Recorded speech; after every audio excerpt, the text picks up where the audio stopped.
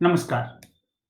GST act में बहुत सारे प्रोविजंस अभी तक हमने पीछे वीडियोस में देखे हुए हैं कि टैक्स अधिकारी का पावर जो है प्रत्येक कामों में दी गई है।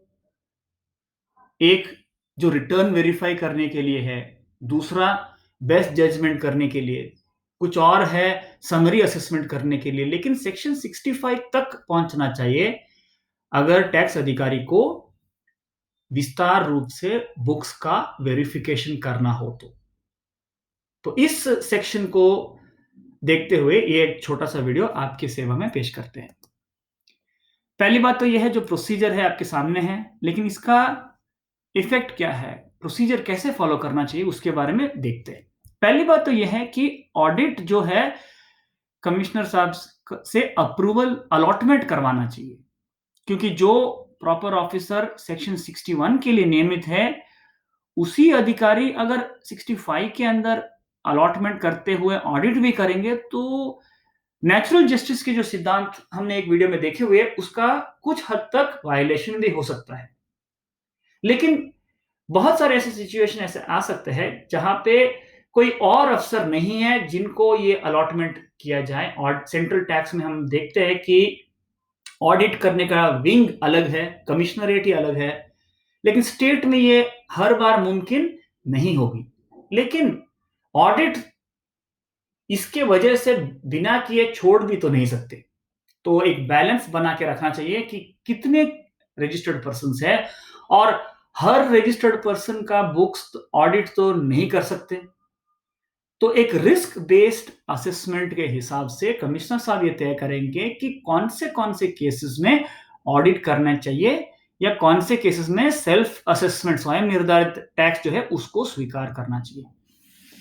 पहला कदम है कि जब अलॉटमेंट हो जाता है, प्रॉपर ऑफिसर एक इंटीमेशन भेजेंगे टैक्स पेयर को कि कुछ डॉक्यूमेंट्स सबमिट करें।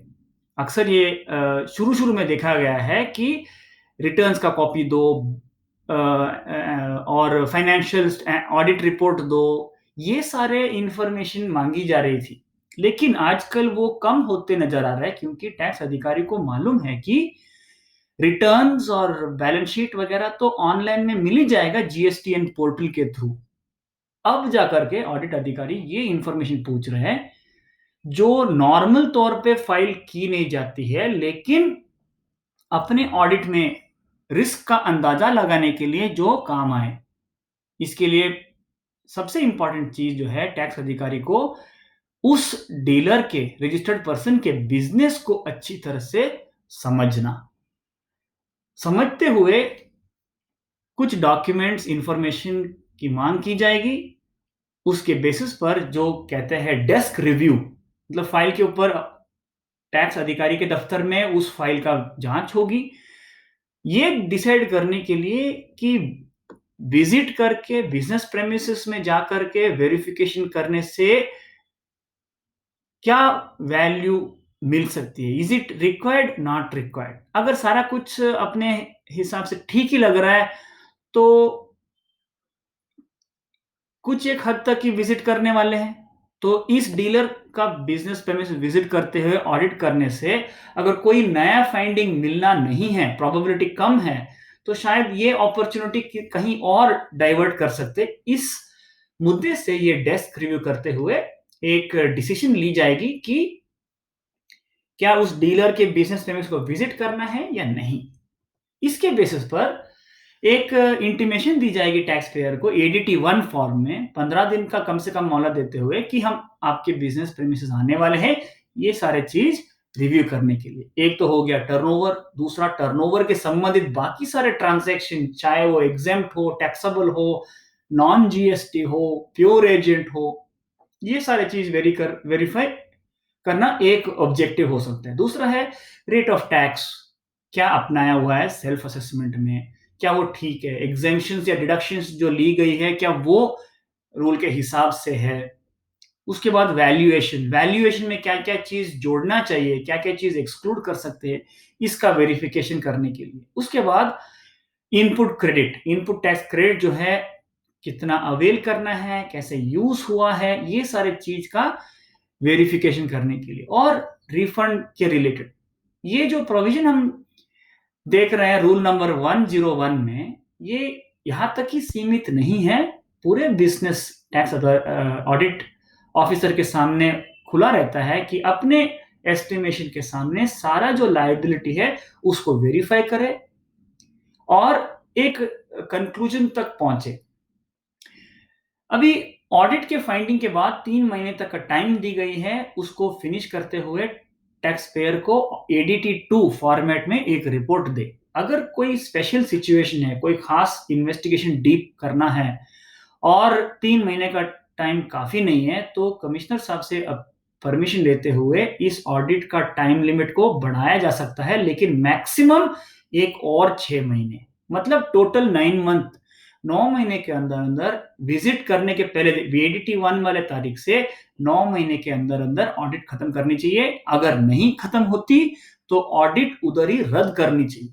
ये बहुत एक इंपॉर्टेंट प्रोविजन। इससे ये भी साफ सामने आता है कि हर प्रोसीडिंग का जीएसटी में एक समय की सीमा ना सिर्फ टैक्स पेयर को लेकिन टैक्स अधिकारी को भी लागू होता है। ये एक ऐसा ही प्रोविजन है, एक अकेला प्रोविजन है जहां पे पूरा बुक्स खुला रहता है अधिकारी के सामने।